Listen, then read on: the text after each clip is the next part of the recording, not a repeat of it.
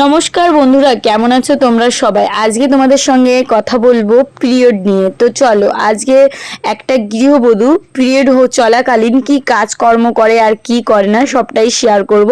তো আজকে কিন্তু আমার হয়েছে পিরিয়ড। সকালবেলা ভোরবেলা আমি ঘুম ভেঙে গেছে আমার। তারপর ঘুম থেকে উঠে আমার প্রথম কাজ বিছানাটা একটু তুলে নিলাম। তারপর এখন যাব স্নান করতে, কারণ এই সময়টা নিজেকে না খুব অস্বস্তি বোধ লাগে। মাজা ব্যথা, পেট ব্যথা, কিছু খেতে পারা যায় না। অনেকের তো অনেক রকম সিমটম থাকে। তো যাই হোক, এই জিনিসটা তোমরা আবার কেউ খারাপ পেও না, কারণ এটা আমাদের আমাদের শরীরের জন্য একটা নর্মাল জিনিস। কারণ আমরা মেয়ে মানুষ হয়েছি, আমাদের এটা স্বাভাবিক ব্যাপার। এই নিয়ে লজ্জাবোধ আমি পাইও না। অনেকে দেখেছি এই নিয়ে অনেক ভিডিও করেছে। যাই হোক, এটা কিন্তু কোনো খারাপ বিষয় না, তোমরা কেউ খারাপও পেও না। কিন্তু গ্রামের কিছু মানুষ আছে যারা এগুলো দেখলে বলবে যে কি নিয়ে ভিডিও করছে, তাতে আমার কিচ্ছু যায় আসে না। অনেকে আমার রিলস করা নিয়েও আমার শাশুড়ি মার কাছে বলে, জানো তো, এসে। তো সেটা নিয়ে আমি হাসি পাই যে আমার ভালো থাকা, আমার ভিডিও করা নিয়ে যে কত লোকে কত কিছু বলবে, তাতে কিন্তু আমার কোনো কিছু যায় আসে না। তো দেখো, আমি কিন্তু সকালবেলা স্নানটা করে নিয়েছি, নিজেকে ফ্রেশ করে নিয়ে এখন সমস্ত কাজ করব। পুজো তো করতে পারবো না, আর বিশেষ করে এই দিনগুলো না, সত্যি বলতে পুজো করলেও অনেকে করতে পারে, কিন্তু আমি করতে চাই না, আমার ভালো লাগে না। আর তারপরে মেন কথা, শাশুড়ি মা যখন বাড়িতে না থাকে তখনও কিন্তু আমি এই টাইমে পুজো করি না। কিন্তু আজকে সত্যি শাশুড়ি মা বাড়িতে ছিল না, তারপরেও কিন্তু আমি পুজোটা করিনি, কারণ আমার ভালো লাগে না। এক একজনের একটা অভিরুচি। তো দেখো, সমস্ত মাছ, এই মাছটা কিনলাম। এই মাছটা হচ্ছে কি মাছ জানি না, কিন্তু অনেকটা বড়। তো এই মাছটা আজকে রান্না করব, মাছের ঝোল। তোমাদের একটা কথা বলি বন্ধুরা, তোমরা যারা ভিডিও করবে একদম কারো কথা চিন্তা করবে না। তোমাদের আশেপাশের মানুষ তোমার ভিডিও দেখে কিন্তু তুমি কোনোদিনও বড় হতে পারবে না। তোমাকে দূরের মানুষ চিনবে, দেখবে, তাহলেই কিন্তু তুমি একটা জায়গায় পৌঁছাতে পারবে। তাই জন্য কারো কথায় কান দেবে না। কে কি কমেন্ট করলো তাতে কিছু যায় আসাবে না, দেখবে তুমি ভালো থাকবে। আর আমি তো এটা একদমই বাদ দিয়ে দিয়েছি, কে কি বললো। অনেকে আছে আমার শাশুড়ি মেয়ের কাছে নালিশ করে, আমার মেয়েটাকেও তাই শুনতে হয়, জানো তো। আমার খুব খারাপ লাগে এটা শুনে। আমার মেয়েটা বলে, মা তোমাকে জানো এই কথা বলেছে, জানো, মেয়েটাকে এসে বলে। আমার শুনেই খারাপ লাগে যে কি সব বলে, কি এমন ভিডিও করি যার জন্য বলতে হয় এরকম। তারপরেও আমি কিছু মানুষের কথা কোনো কর্ণপাত করি না, যা বলে বলুক গে, তো ছাই। তো এই হচ্ছে ব্যাপার আমার। এই ফুল গাছগুলো লাগিয়েছিলাম সেই কতদিন আগে। আজকে দেখো, দেখতে দেখতে গাছগুলোয় ফুলও চলে এসছে, এত সুন্দর লাগলো। তো চাটা খেয়ে এখন সমস্ত বাসি কাজ নিয়ে বসে পড়েছি, কারণ রান্না তো করতে হবে। রান্না না করলে খাবো কি? যত বাসন ছিল রাত্রেবেলায়, সেই বাসনগুলো এক এক করে সব কিন্তু বের করে এনে আমি কলপারে রেখেছি।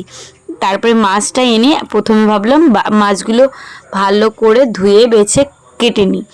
যদিও মাছটা কেটে দিয়েছে, আর এই মাছটার ভিতর কিন্তু প্রচুর পরিমাণে ডিম হয়েছে। নতুন ধরনের মাছ, নামটাও যে জানি না, তোমাদের সঙ্গে ভাবলাম একটু শেয়ার করব, কিন্তু সেটা আর হবে না। আর দেখো, আজকে কিন্তু আমি উনুনেই রান্না করব। উনুনে অনেক দিনই হয়েছে রান্না বান্না হচ্ছে না, কিন্তু ভাবলাম যে উনুনটাই রান্না করি। আর তোমাদের তো বলাই হয়নি যে আমার যে জ্বালানির ঘরটা ছিল সেটা তো ভেঙে গেছে, তোমরা দেখেছো। কিন্তু ওই জ্বালানির ঘরে সব জ্বালানিগুলো একবারে উই পোকা ধরে ধরে, আমার বর যে জ্বালানিগুলো কেটেছিল সব জ্বালানিগুলো পোকা ধরে গেছে। কি অবস্থা, সত্যি আমার ভীষণই খারাপ লাগছে। পাতা দিয়ে, জাল দিয়ে দিয়ে হিসাব করে করে লাস্টে মেন জ্বালানিগুলোই আমি নষ্ট করে ফেললাম। তাই ভাবলাম যে এখন থেকে উনুনেই রান্না করি, ওই কাঠ খড়গুলো এক এক করে পোড়াতে হবে। আর এদিকে দেখো, আমি কিন্তু মাছ নুন হলুদ ভালো করে মেখে নিয়েছি। আজকে রান্না করতে এসে ভেবেছিলাম অনেক কিছু রান্না করব, যেমন বেগুনের তরকারি, লাল শাক ভাজি, তারপরে হচ্ছে মাছের ঝোল।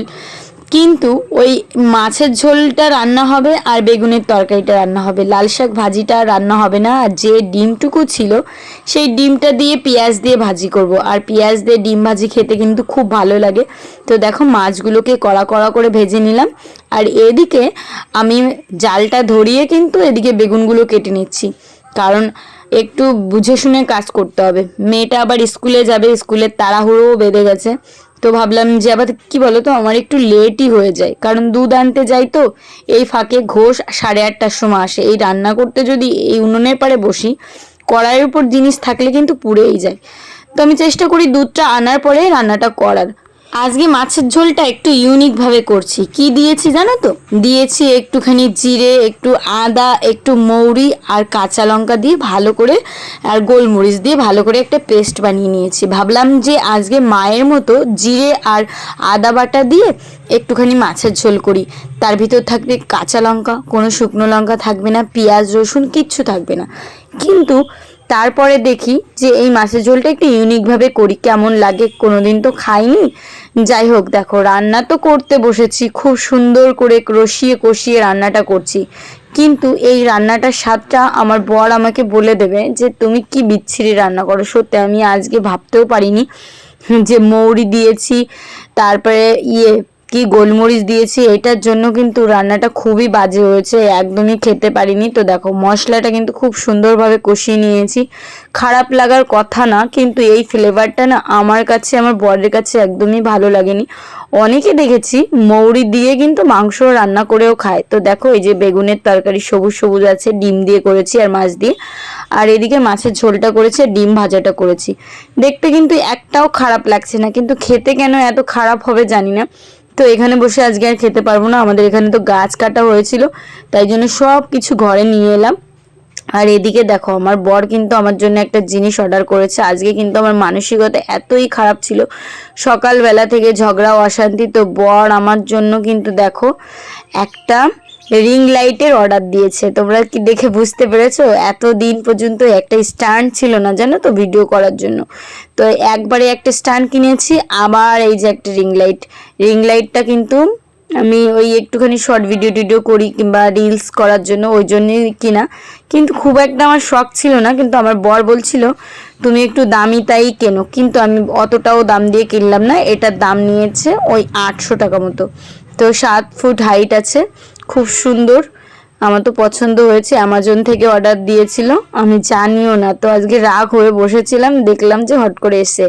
তো দেখলে তোমরা কিন্তু কমেন্ট করে জানাবে কেমন হয়েছে।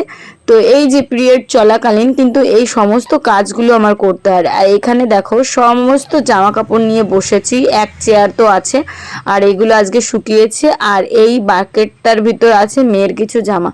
তো আজকে মেয়েটাকে জামা পরাতে গিয়ে দেখি প্রচণ্ড পরিমাণে পিঁপড়ে, একটা জামা কাপড় পিঁপড়েতে আস্ত রাখছে না, সব একদম কেটে ফেলছে, মানে ছিদ্র করে দিচ্ছে। নতুন জিনিস, ও ঘর তো ছোট, তাই ভাবলাম সব কিছু আজকে গুছাই। এমনি দেখবে কি শরীর ভালো না থাকলে কোনো কিছুই ভালো লাগে না।